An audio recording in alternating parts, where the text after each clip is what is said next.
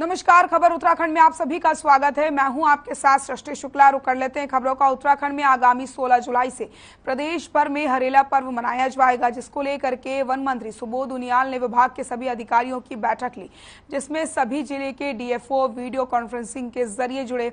आपको बता दें, इस बार हरेला पर्व को लेकर सरकार ने एक अहम फैसला लिया है, जिसमें कुल लगने वाले पेड़ों में से 50% पेड़ फलदार वृक्ष के होंगे। वन मंत्री सुबोध उनियाल ने कहा कि इस बार 15 लाख वृक्षारोपण करने का लक्ष्य निर्धारित किया गया है।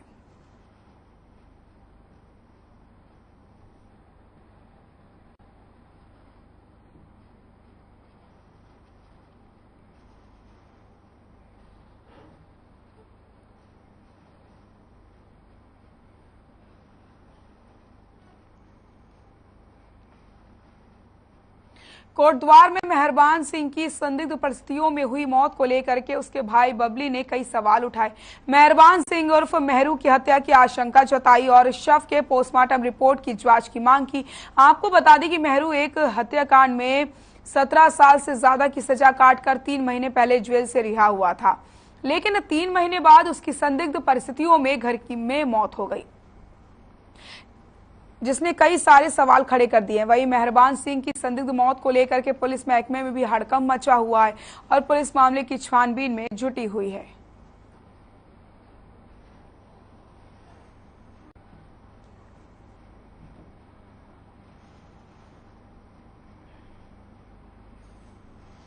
जो है हमें शक है कि उन्हें मारा गया हुआ है, क्योंकि मौत मतलब आदमी स्वस्थ आदमी थे, ठीक ठाक थे, चलने फिरने वाले थे, घूमने फिरने वाले थे। भाई साहब के साथ हमारे डेली मॉर्निंग में इवनिंग में घूमते थे। जो उनके यहाँ रहता है रिंकू, वो उनकी पत्नी और उनका लड़का, हमको तीनों पे शक है।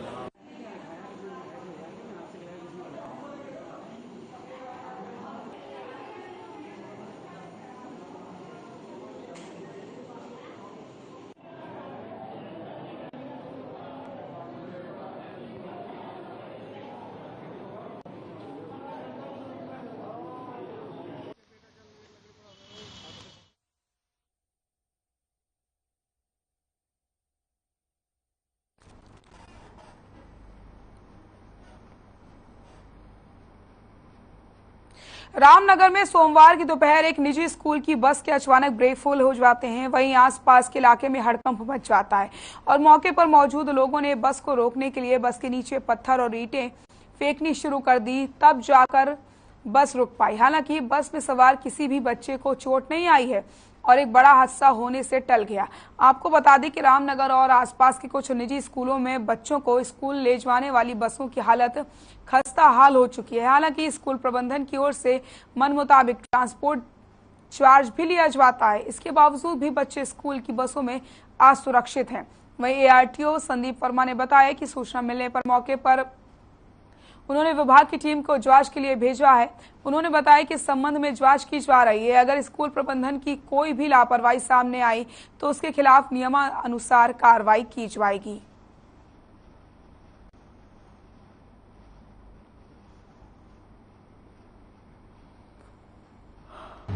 ये भी जानकारी मिली है, मैंने स्टाफ को अपने भेजा था वहाँ पर, तो उसमें ये पता चला है कि गाड़ी काशीपुर की गाड़ी थी और बच्चों को लेकर 10-11 बच्चे थे, इसमें आए थे यहाँ पर और बहुत धीरे धीरे चल रही थी, तो शायद उसके ब्रेक नहीं लगे। लोगों ने पत्थर लगा के उसको रोका है। अब इसको जानकारी प्राप्त कर रहे हैं और अगर कोई भी लापरवाही हमें पता चलेगी कि स्कूल प्रबंधन की तरफ से की गई है तो हम स्कूल प्रबंधन के उसके खिलाफ कार्रवाई करेंगे।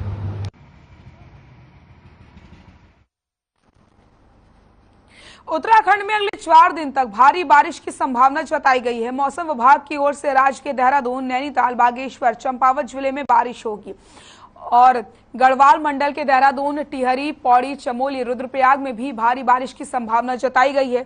गौरतलब है कि मानसून की दस्तक के बाद पहाड़ी जनपदों में भारी बारिश के चलते भूस्खलन की भी स्थिति बनी हुई है और मौसम विभाग की तरफ से येलो अलर्ट भी जारी कर दिया गया है। साथ ही साथ मौसम विभाग केंद्र के डायरेक्टर विक्रम सिंह ने जनतंत्र ने बताया कि एहतियात के तौर पर सभी को सतर्क रहने की आवश्यकता है।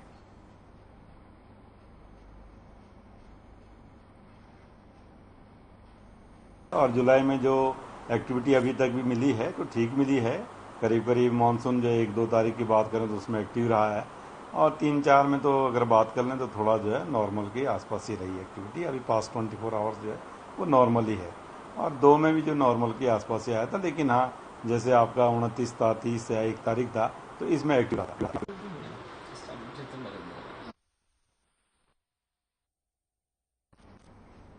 कांग्रेस के प्रदेश अध्यक्ष करण महारा ने प्रेस कॉन्फ्रेंस की और इस दौरान उदयपुर हत्याकांड से देश भर में खराब हुए माहौल का पूरा जिम्मेदार नुपुर शर्मा को ठहराया। साथ ही केंद्र की बीजेपी सरकार पर भी निशाना साधा। आगे उन्होंने कहा कि बीते दिन कन्हैया लाल के हत्यारे रियाज अहमद और गौस मोहम्मद का कनेक्शन बीजेपी के नेता गुलाब चंद कटारिया के साथ पाया गया। साथ ही कश्मीर में आतंकी गतिविधियों में पकड़े गए तालिब का कनेक्शन भी बीजेपी से है। वो कश्मीर में बीजेपी की आईटी सेल का प्रमुख रहा है। ऐसे में तमाम आरोप लगते हुए कांग्रेस के प्रदेश अध्यक्ष करण महारा ने यह भी कहा कि आतंकी तालिब के कई ऐसे तथ्य हैं और फोटोज सामने आए हैं जिनमें से तालिब गृह मंत्री अमित शाह की मीटिंग में हिस्सा ले रहा है। साथ ही साथ महारा ने केंद्र सरकार से यह भी मांग की है कि उदयपुर हत्याकांड और कश्मीर के आतंकी कनेक्शन की जांच किसी सुप्रीम कोर्ट के रिटायर्ड जज से कराई जाए। है जो बहुत ही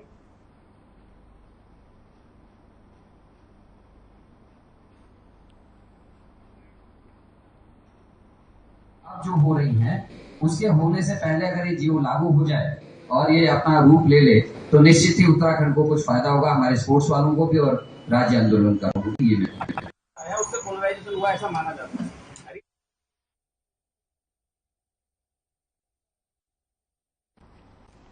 प्रदेश के मुख्यमंत्री पुष्कर सिंह धामी के लिए चंपावत विधानसभा सीट छोड़ने वाले कैलाश गहतोड़ी को उत्तराखंड वन विकास निगम का अध्यक्ष बनाया गया। वन विकास निगम का अध्यक्ष बनने के बाद वो पहली बार टनकपुर पहुंचे, जहां बीजेपी के कार्यकर्ताओं ने उनका ढोल नगाड़ों के साथ आतिशबाजी से स्वागत किया। इस दौरान उन्होंने वन निगम कार्यालय परिसर का निरीक्षण किया। वहीं इस पूरे कार्यक्रम में उनके साथ तमाम बीजेपी के कार्यकर्ता मौजूद रहे।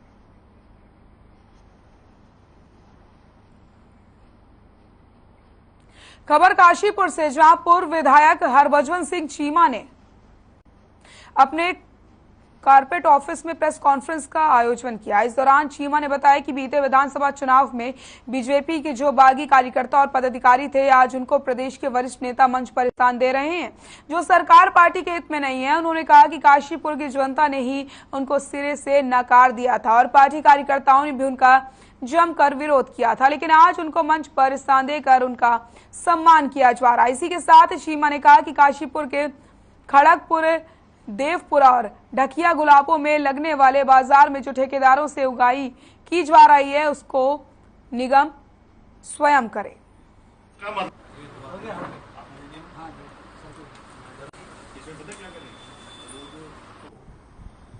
जो पार्टी का ऊपर से शुभचिंतक हो और अंदर से गद्दारी करे,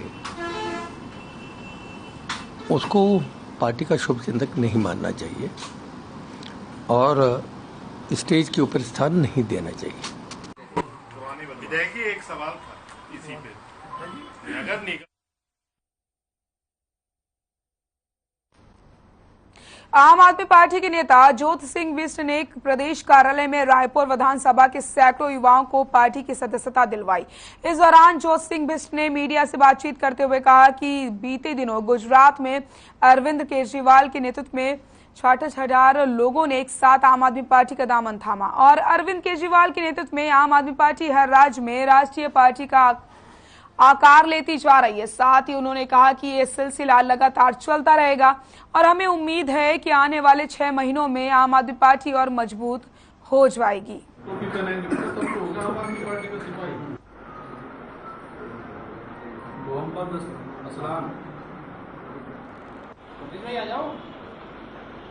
राजनीतिक दल हो, नौजवान उसकी सबसे बड़ी ताकत होते हैं। और आज रायपुर विधानसभा से लगभग 15 नौजवानों ने आम आदमी पार्टी की विचारधारा में, माननीय अरविंद केजरीवाल जी की विचारधारा में अपनी आस्था व्यक्त करते हुए पार्टी की विधिवत रूप से सदस्यता ग्रहण की। हरिद्वार में ज्वालापुर कोतवाली पुलिस ने मिठाई कारोबारी से 20 लाख की रंगदारी मांगने वाले एक शख्स को अंबेडकर नगर से गिरफ्तार किया। गिरफ्तार किए गए शख्स ने बताया कि वो पहले आर्य नगर चौक से के एक मिठाई कारोबारी के यहाँ काम करता था।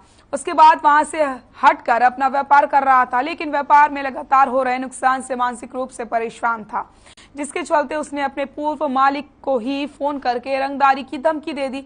फिलहाल पुलिस ने दीपक को गिरफ्तार करके जेल भेज दिया है।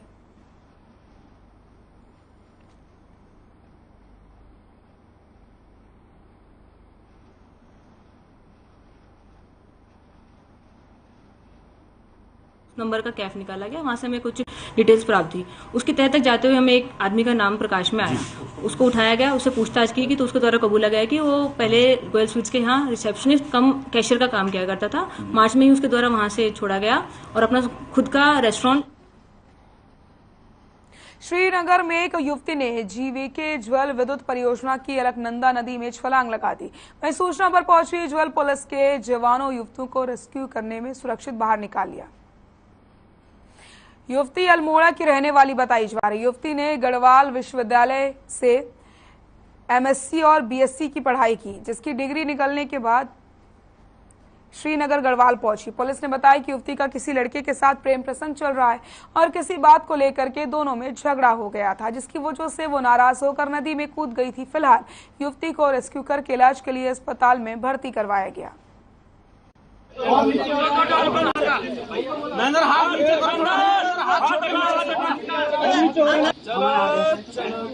फैमिली 8:25 पे, जिससे हम अपने निजी वाहन से तुरंत ही पहुंच गए थे। राफ्ट ले जाते तो काफ़ी वक्त लग जाता है इसमें, तो हम बिना राफ्ट के ही लाइफ जैकेट पहनी 3 आदमी नदी में कूदे। हमारे कांस्टेबल विनोद नेगी, एससीपी उत्तम सिंह भंडारी और गोताखोर महेंद्र सिंह नेगी, जो तीनों कूदे। तो लड़की हेल्प चिल्ला रही थी, जिस कारण यहाँ पे काफ़ी चुनौतीपूर्ण कार्य था और हम लोगों ने कम से कम समय में ये रेस्क्यू किया और लड़की को निकाला गया और 108 के द्वारा हॉस्पिटल। चलो चलते रहो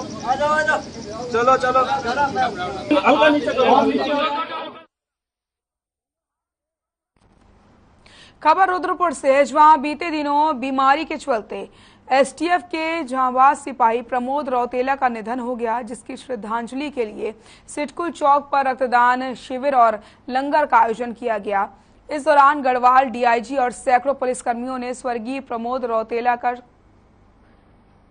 को श्रद्धांजलि अर्पित की। वहीं कुमाऊं डीआईजी नीलेश आनंद भड़ने ने रक्तदान करके स्वर्गीय प्रमोद रौतेला को श्रद्धांजलि दी है। आपको बता दें, बीते 13 जून को कुमाऊं एसटीएफ के कांस्टेबल प्रमोद रौतेला का निधन हो गया था।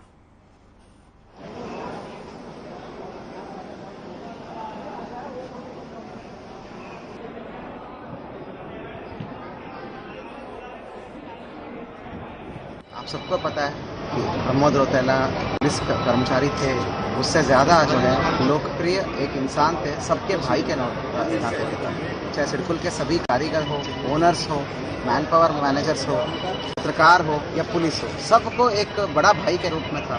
मैं भी जब पहले एएसपी बन के आया था मैं उसका बहुत ज़्यादा इज्जत करता था। मेरे को मैं उसको छोटा भाई की तरह मानता था, और भगवान ने बहुत ही जल्दी उनको छीन लिया और हम सबको एक कमी महसूस हो रही है। इनकी श्रद्धांजलि में आज जो ये रक्तदान शिविर और श्रद्धांजलि और हेल्थ चेकअप ऑर्गेनाइज किया गया है, उसमें जो भीड़ उमड़ी है उसी से आप अंदाज़ा लगा सकते हो कि कितने लोकप्रिय और महान व्यक्ति है। तो इस बात का मेरे को प्राउड फीलिंग होता है कि वो पुलिस विभाग में कार्यरत था। खबर उत्तराखंड में वक्त हो चला एक छोटे से ब्रेक का, जल्द हाजिर होते हैं।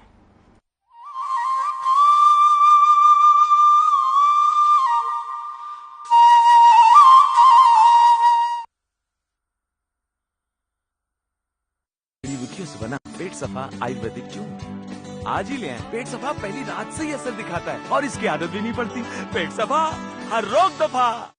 मेरे जैसा कोई दूसरा? चुलबुलापन जिसकी हर बात में घुल जाए, जिंदगी में रंग भर दे। मेरी जैसी मेरी अपनी पताका चाय, गजब का स्वाद।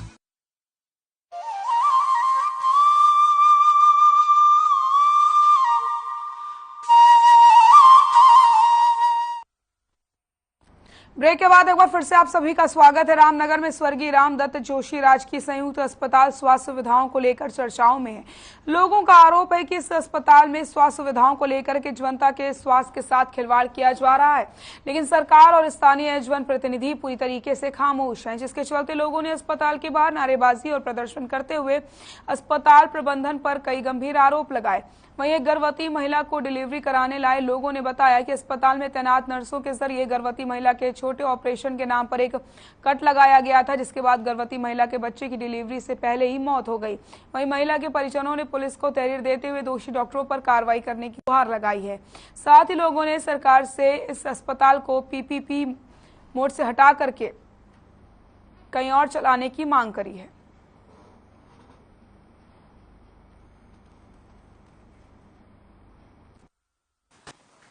यहाँ का उसका इलाज चल लिया था, उन्होंने हम इसे रोज लाते रहे, मंगल के दिन से लाए हम उसे।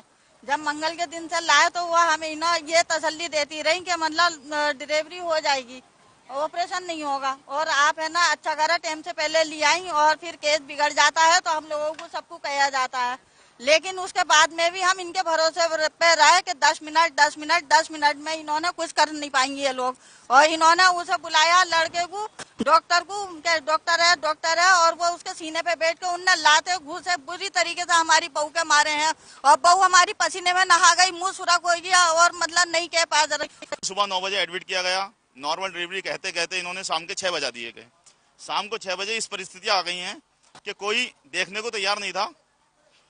जो लोग नर्स नई उम्र की थी, 18 से 20 साल की रही होंगी, उन लोगों ने नॉर्मल डिलीवरी का कहकर उस पर एक, जब लास्ट टाइम आया उस पर एक छोटा ऑपरेशन कहा जाता उसको, जो जहाँ से पैदाइश की जगह होती वहां से कट लगाया, जिससे बच्चे के सर पे तक कट लग गया, बच्चा मृतक हो गया। ये सब लोग छोड़ के भाग गए, ब्लीडिंग बहुत हो गई, उसको हमने यहाँ से उठाया।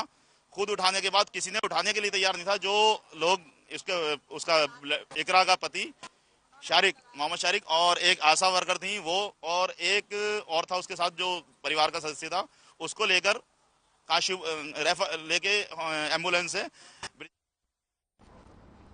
खबर मंगलौर से, जहां कांवड़ यात्रा को सफल बनाने के लिए पुलिस प्रशासन पूरी तरीके से तैयारी में जुट गया है। आपको बता दें कि कांवड़ यात्रा के दौरान हाईवे और शहर में मीट की दुकानें पूरी तरीके से बंद रहेंगी। मंगलौर नेशनल हाईवे पर बने सभी होटल, ढाबा और रेस्टोरेंट के मालिकों के साथ थाना प्रभारी राजीव रौथन ने बैठक की और आदेश दिए कि कांवड़ यात्रा के दौरान केवल शाकाहारी भोजन ही परोसा जाएगा, और ढाबों के बाहर सीसीटीवी लगाए जाने के निर्देश दिए गए। वहीं उन्होंने कहा कि जो भी कांवड़ियों के साथ अभद्रता करेगा उनके खिलाफ कड़ी कार्रवाई की जाएगी। चाहे लोकल का हो चाहे बाहर का हो, ये तो घर से दुखी है, उनकी कोई बात नहीं है। कांवड़ यात्रा के संदर्भ में आज जो है हाईवे पे और डंडोरा रोड पे जितने भी होटल ढाबे मालिक हैं उनकी मीटिंग ली गई थी, और उनके संबंध में इनको जो हिदायत दी गई थी कि एक तो अपने कर्मचारियों का, जो भी व्यक्ति उनके यहाँ काम करने वाला हो उनका सत्यापन कराएगा, उनकी फोटो रखेगा, आईडी रखेगा, और उनकी सूचना थाने में देगा।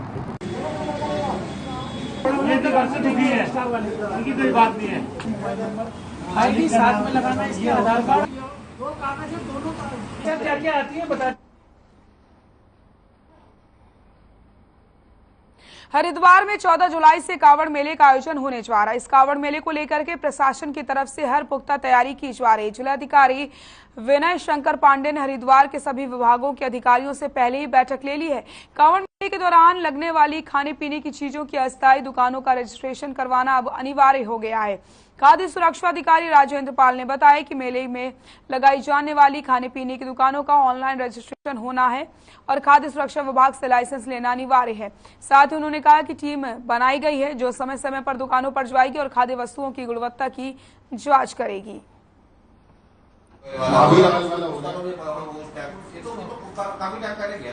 ये अभी हमने कांवड़ मेला स्टार्ट हो रहा है, इसमें हमने एक टीम गठित करेंगे और ये जो प्रतिदिन जो है निरीक्षण करेंगे। उन एरियाओं में, और जो जिनके पास भी जो भी अगर गलत सामान पाए रहेंगे तो उनके हम सब नहीं कंप्लेन दे के आना सर, इसको पता नहीं वही तो नहीं है। कौन सा हरिद्वार में 14 जुलाई से शुरू हो रहे कांवड़ मेले में शिव भक्तों की अगवानी के लिए जहां यूपी और उत्तराखंड की सरकारें तेजी से तैयारियों में लगी हैं, वहीं कांवड़ियों के स्वागत के लिए रेलवे भी बड़े इंतजाम करने जा रहा है, जिसके चलते उत्तर रेलवे के एडीआरएम एनएन सिंह बीते दिन हरिद्वार पहुंचे और कांवड़ मेले की तैयारियों का जायजा लिया। जानकारी के मुताबिक उत्तर रेलवे इस बार कांवड़ मेले में शिव भक्तों के लिए कई ट्रेनें चलाने जा रहा है। इसके अलावा कई ट्रेनों को हरिद्वार तक एक्सटेंड भी किया जाएगा। यही नहीं, कांवड़ियों की सुविधा के लिए अलग से रेल टिकट की काउंटर खोलने, स्वास्थ्य कैंप लगाने की व्यवस्था की जा रही है। वहीं एडीआरएम ने बताया कि ट्रेनों में सुरक्षित सफर करने के लिए जागरूकता अभियान भी चलाया जाएगा।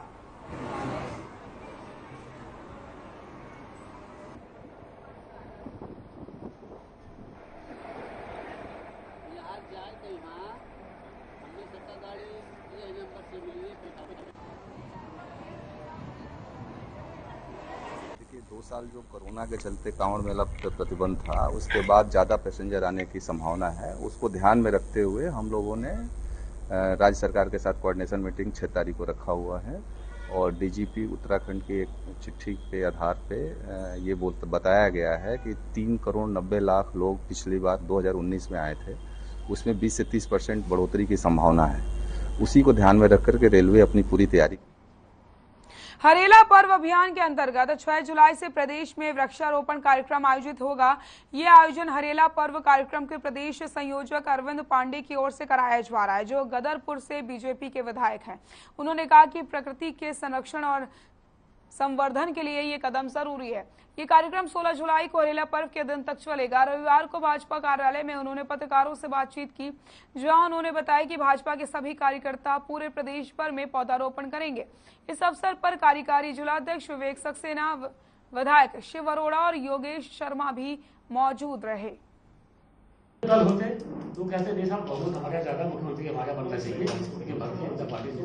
डॉक्टर श्यामा प्रसाद मुखर्जी जी के बलिदान दिवस 23 जून से लेकर हरेला का त्यौहार 16 जुलाई को होता है। इस पखवाड़े को भारतीय जनता पार्टी ने 100% डॉक्टर श्यामा प्रसाद मुखर्जी जी के बलिदान दिवस को समर्पित किया है और प्रदेश के कोने कोने में हरेला त्यौहार विधिवत संपन्न हो। प्रकृति के संरक्षण संवर्धन के लिए सभी जगह वृक्षारोपण हो। खबर उत्तराखंड में फिलहाल के लिए इतना ही। देखते रहिए हर खबर। नमस्कार।